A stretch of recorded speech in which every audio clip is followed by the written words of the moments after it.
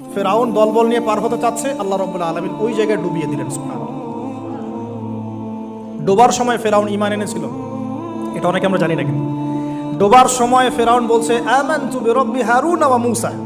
কখন বলছে? ডোবার সময়। ওই সময় ফেরেশতারা তার মুখে কাদা নিক্ষেপ করছিলেন, এটা হাদিস আসছে। কারণ কাফের, ফাসিক, জালেম, এরকম মুনাফিক মওতের সময় ফেরেশতারা মুখের উপরে প্রচণ্ড জোরে আঘাত করতে থাকে। আল্লাহ আমাদেরকে হেফাজত করুন। পিঠের পিছনে, চেহারায়, কপালে। সূরা মুহাম্মদ পড়ে দেখুন, ইয়াদরিবুনা উজুহাহুম ওয়া আদবারহুম। ফেরাউনকে এই কাজ করা হচ্ছিল, কিন্তু তখনও জিবরিল আমিন তখনও তিনি একটু কনসিয়াস, যদি এখন আল্লাহ তার তওবা কবুল করে ফেলে। সুবহানাল্লাহ। তাহলে আমরা কেন তওবা করতে দেরি করছি?